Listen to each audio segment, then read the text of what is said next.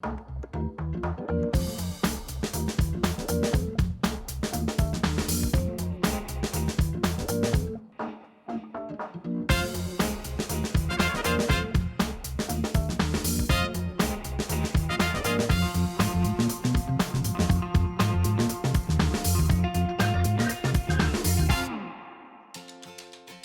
week on New Zealand on a Plate, we visit Canterbury with well-known chef Paul Jobin. Hi, Marianne. Where his ingredients come from is important to Paul, so he's taking a trek around the region and visiting some of Canterbury's premier producers. He'll learn some of the secrets to making great salami and then add his own twist with 2 easy entrees.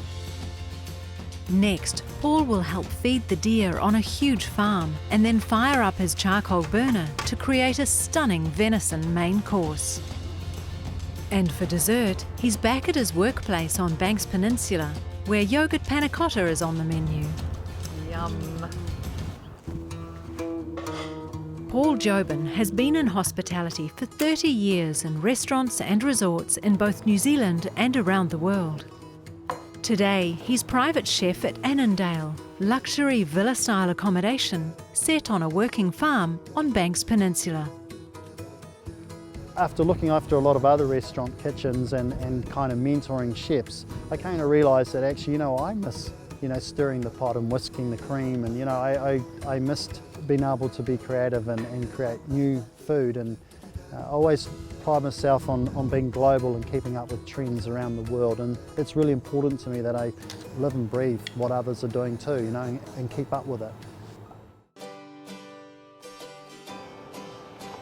Paul's starting his tour close to Christchurch in Ahoka with a visit to Verkerk's family farm. Verkerk's is a well-known name in Canterbury. For 50 years they've been making traditional European small goods, and their salami is a firm favourite with locals and increasingly all around New Zealand. Hi Marianne, how are you? Paul Hi, Paul. Jobin. And Nice you to must meet be you. Brent. Yeah, hi, Paul. And Rachel. It's really nice to meet you. Now Verkerk's is a really well-known brand. I know it as a chef, and I just want to know, how did it all come about? Well, my father studied in the Netherlands, in Alkmaar there, and then he immigrated to New Zealand over 60 years ago. Then he started his business, a small cottage industry, and it just grew and grew, and we're still here today. Right. In regards to what's been passed on, what are the secrets of your business? Well, there's 2 secrets that Dad's passed on. One is that he always says if we've got 1 kilo of meat, don't try and turn it into 2 kilos of meat. Fantastic. Music to my ears. That's right. And with our salami, we just put in meat, fat and spices. So it's a very clean product that tastes delicious. You can taste the meat, taste the spices. So we always stick to the recipe, and that's the thing with Dad's recipes. We still use his recipes even today. So even if we develop new products, we still use his base recipes. Like we're in your era now. What's new? What's upcoming? Well, we do a lot of new product development. My son Brent does most of that, and one of the ones that's coming up the lift is a new salami, and it's manuka and fennel salami, but that's a secret, so Cool. don't tell anybody. Shh, I won't, I promise.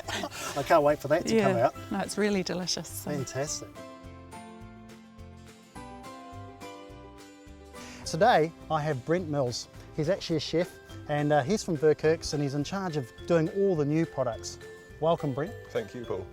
Good to be I'm here. looking forward to cooking with you. In fact, if I get tired, I'll just walk off set and leave you to it. What do you reckon? Oh, that sounds good. Yeah, you okay?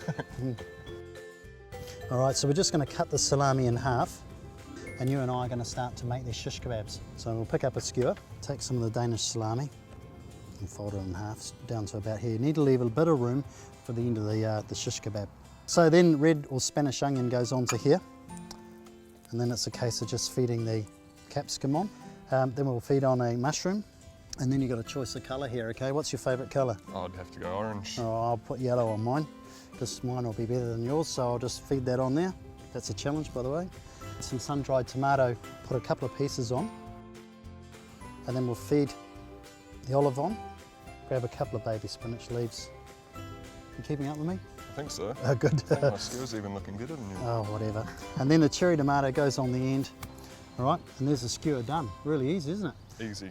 So what we're going to do here is take some of the sun-dried tomato oil that we've got, and we're just going to drizzle that over the kebabs. So these have been on for about 2 minutes only on the charcoal. And you can see here we're getting this lovely flavour. Can you smell it? It's fantastic, Yeah, isn't it, smells Brent? amazing. Yeah. Now, one of the things we're going to do is we're going to actually baste this with a little bit of cider, apple cider. And this is going to create a little bit of flare back, so we're going to get all that cider come oozing back through the kebabs. Ooh, look at that, Smells it's beautiful, great. eh? So we're going to get the pinchos on now, okay? Really, really important. So we're just going to open up the chorizo salami. So we're just going to lightly grill it over the charcoal. Meanwhile, I'm actually going to make the salsa. So we're going to start by using green apples, and then we're just going to cut it into slices, and then we're going to cut it into sticks, and then into dice. So why are you using green apples here, Paul? There's a lot of acidity in the green apples, and you need that to be able to counteract with the spiciness of the chorizo. Just tames the salami back a little bit, even though you want those flavours to come through. Okay, so from here what we're going to do is we're going to grate some ginger. If we just put all raw ginger in, all you'll get is this sort of gingery aftertaste. We just use half the amount of ginger, and then we put in some crystallised ginger. And then we've got some ginger syrup as well that's going to go in. So around about a tablespoon or so into there. And then lemon juice, a couple of limes. There's actually 4 limes juiced in here, but only 2 limes have been zested. And this particular one will need a little bit of salt going in there. So the very last thing we're going to do now is the ciabatta bread. Okay, so what you're going to do is put the lemon zest olivado onto here. Look at that, I just wanted to see if you still had the skills. Still there. Coat the bread in the oil on both sides, and then we're going to get it onto the barbecue. So we're ready to plate up now, Brent, okay? Teach you a little trick. Take some rosemary and you lightly fry it in olive oil, and then when it comes out just hit it with a little sea salt, and so you get this lovely little fragrant crispy garnish. So there you go, we've got some shish kebabs made with Danish salami from v03, and then alongside is the pinchos, little grilled bread with that lovely lemon zesty olive oil, and chorizo salami, a little tang of the apple and ginger, and there's 2 fantastic dishes that'll keep you happy at home.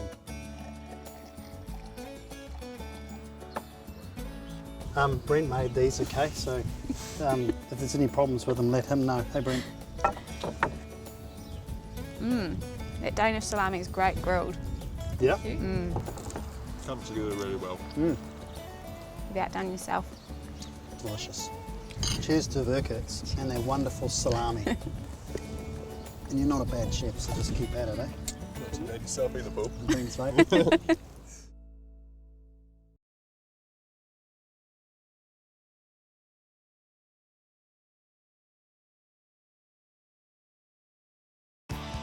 For his main course, Paul's ventured an hour or so inland from Christchurch to the Alpine foothills to visit Mount Hutt Station, one of New Zealand's first deer farms. Mount Hutt is owned by the Hood family, and today Bruce Hood is at the helm. G'day Bruce, Paul Jobin. Hey Paul, how are you? Yeah, good to see you. I've come to see your wonderful red deer, and obviously I'm in the right place because I can see the feed. Yeah. No, just filling up the grain trailer to take out some feed for them. So obviously you feed them popcorn. Looks like popcorn. Yeah, maize. Yeah, maize. No, Yeah. First time we've done it, we normally wheat or barley, but it's like lollies to them, so they come running. They've been when we come in. upgraded, yeah. Yeah. Oh, they'll be happy. Should we go and see them? No, it sounds Yeah? great. All right. Back in '78, my father and his brother Doug went to an auction and bought Mount Hutt Station. Apparently, it was the first farm in the South Island that went for $1 million. Wow. Yeah, there was sort of 15,000, 20,000 sheep here for a start. Their first purchase was 30 deer from Erewhon, and then they purchased a helicopter and went up and captured the deer up the Rakai Gorge and the Ashburton Gorge, and and it's basically started from there. As we've domesticated, they've become a nice animal to work with. So now we're breeding for all the traits, the temperament, the body size, the velvet genetics. So it's becoming a truly farmed animal now. Bruce, I've heard this is a bit of a brain trainer. Is that right? Yeah. I'll time you. So there you go. Okay. I love a challenge. Righto. Don't be scared. He's just a pet. Yeah, no, I'm not scared of them. This is more of a challenge though, you're right. Hang on. Yeah! Hey. There you go! Yeah, matey, coming to see you. It's not bad, but I wouldn't give up my day job.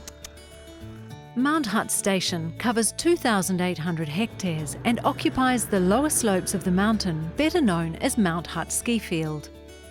It runs a total of 4,500 red deer, which eat mostly grass, supplemented with a little grain in winter and spring. So when it comes to things like antibiotics and hormones and things like that, hormonal additives, I understand that's a practice you don't follow? No, no, and I think the whole deer industry as such is pretty well know that what we're promoting in that side of it is the meat, the healthy option. It's got to be seen not to be involved in that. We've basically taken them from the hills and just brought them down into paddocks, but they still get the chance of going up onto the hill again. Mount Hutt Station is a supplier to specialist venison marketing company Mountain River, and Paul's using Mountain River venison for the main course. So today we're cooking South American flatbread. So to start, it's got around about 400 grams of flour here, and I've sifted it a couple of times. The lighter you get it, the better the bread will be. Okay, and then we're going to add the polenta, and then we're going to make a well in the middle. Okay, next goes in the buttermilk. We've got some boiled water, and we're just going to put it into there. Now it's just a case of mixing it around and bringing it to a dough. There we go, I'm going to put this away for an hour. If there's a lot of moisture on the protein or on the venison, that will turn to steam before it starts to seal and caramelise, so we just want to take that moisture off. So we're going to cut this into 4 portions. We just take our knife and we trim off the sharp edges. I'm going to cut off this tail end piece here that's a lot thinner, and all I'm doing is looking for something that's going to cook evenly all the way through. I'm just going to take some sea salt and just grind some fresh milled pepper all over, some avocado oil, and then we're just going to roll it through. This is a little Japanese method. When I was an apprentice working in a Japanese restaurant, we were always taught to season the meat with salt, pepper and oil rather than pour a whole lot of oil in the pan. There's Oregon trees lining the driveway, so I've gone and snapped some twigs off, which we've got here, and we're going to go and throw that into our charcoal barbecue. And in the US, the chefs tend to use spruce when they're cooking with venison. I've left the outside with no charcoal at all, and this gives me the ability to be able to move the venison in and out, okay? Venison likes to be nicely and quickly sealed, and then it likes to have a nice delicate hand when it comes to cooking. We're going to give it the smoked honey lacquer, and the easiest way to do it is just to put some avocado oil into the honey, take a pastry brush and just give the two a really good mix. So now the honey's starting to drip down into the Oregon and down into the charcoal. We're getting all that lovely flavour. And just pull it over to the side, and we're just going to let the venison sit. You can see here it's quite spongy. So the next thing we're going to do is we're going to go and get our flatbread. It's been an hour. You can see it's quite dry on the outside, quite moist on the inside. So all we're going to do is fold the dry into the moist. And then we're just going to roll this out. And then we're just going to cut it into even portions. Mould this into a ball, like so. This is just going to allow us to get a really nice disc-shaped flatbread. And you want to go to around about 2 mils thick. Okay, from there, we're going to take a pastry brush and we're going to apply our duck fat. And this is where we add the salt to the dough. And then we're going to roll it up into a cylinder and just pinch it together like so. And we're going to roll it out quite thin. And that's one flatbread done. Okay, so the venison's been cooking now on the charcoal and it's ready to come off. And we're going to give that around about 7 or 8 minutes to rest before we end up slicing it. So we've got some avocado puree here. There's 1 avocado in here. And we're going to take a juice of a lime. Then we're just going to add some sea salt to this. Okay, so we're going to put this to the side and take some sour cream and just work it with the back of your spoon and get it nice and soft. And then some Marmite. If you prefer Vegemite, that's all good. Both will work. It's going to give us a beautiful earthy savoury note to our flatbread with the venison. Okay, so now we're ready to put the flatbreads on, and one of the other things we need to do timing wise is we need to put the venison back on the charcoal grill. So we're just going to put some duck fat onto the flatbread.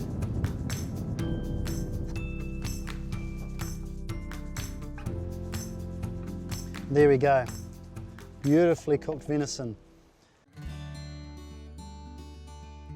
And then I've got some pickled cabbage, which you can easily get in the supermarket. Of course, I've made my own. The heart of the celery is lovely and sweet. You wouldn't want to eat the leaves off the outside, they're very bitter. If you put this in, venison loves celery. We need to just give it a little bit of a kick, a little bit of surprise when you tuck in, and to do that we use a little bit of Tabasco chipotle sauce.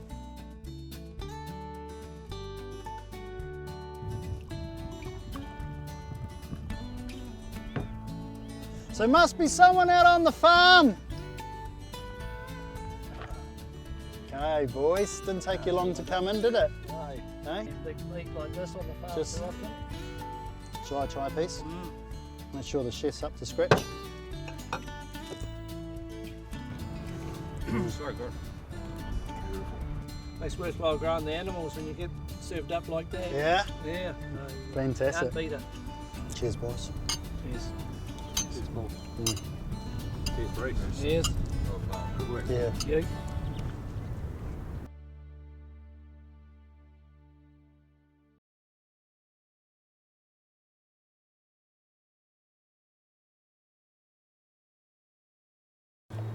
Paul Jobin is in charge of the food at Annandale, a special resort at Pigeon Bay on the north side of Banks Peninsula.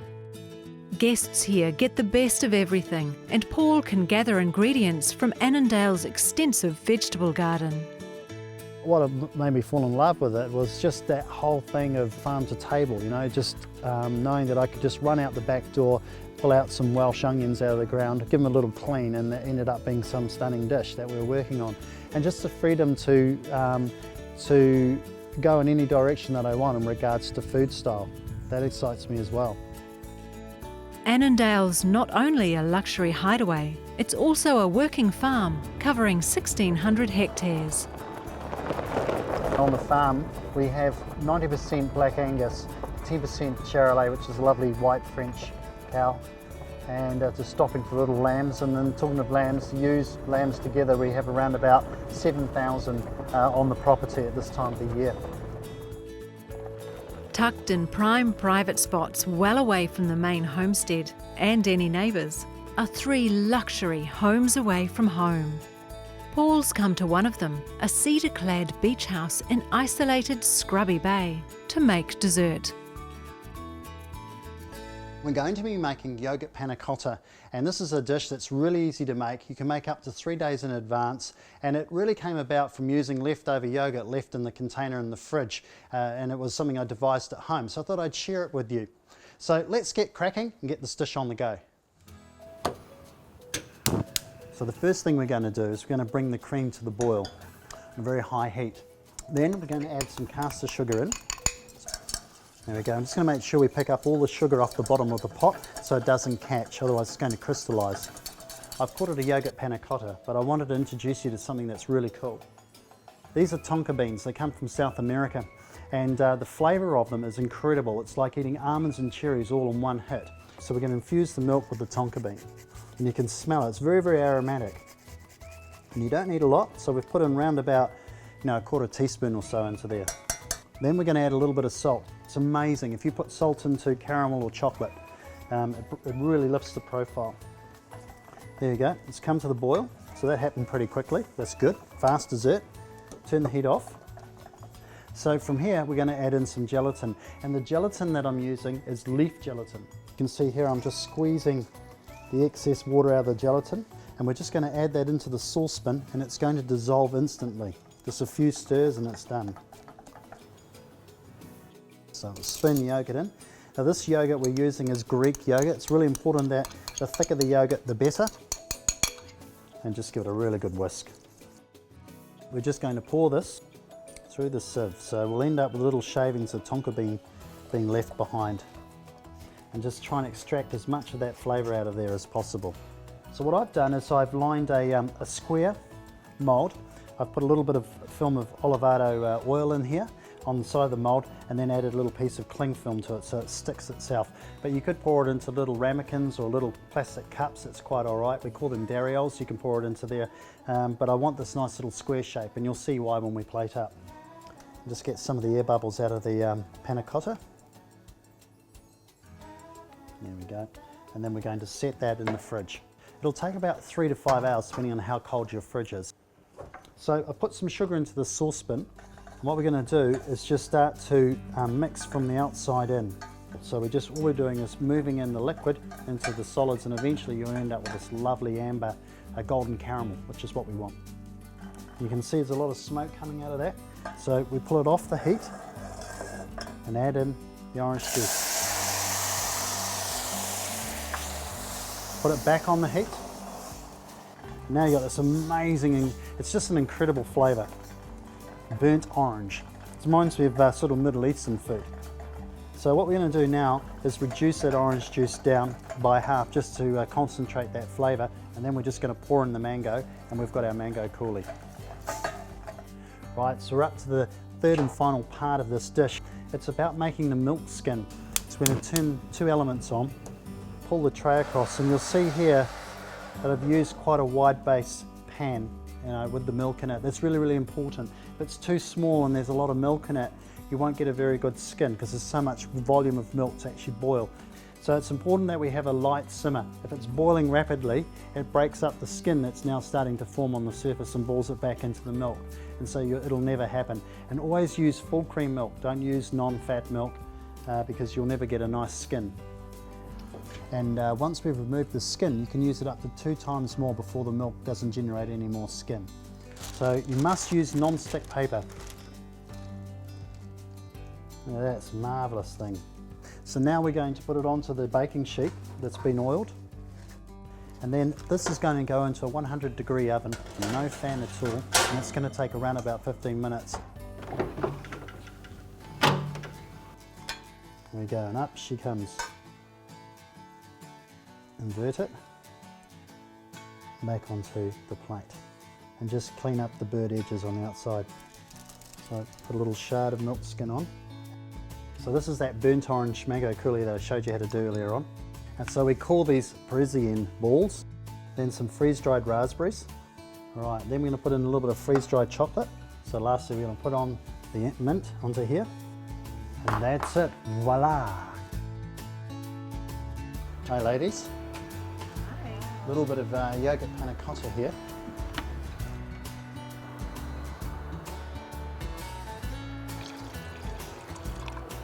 Should love that. I'll leave you to it. Yeah, thank Okay. you.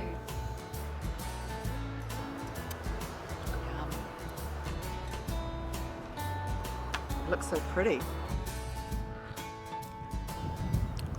Yum.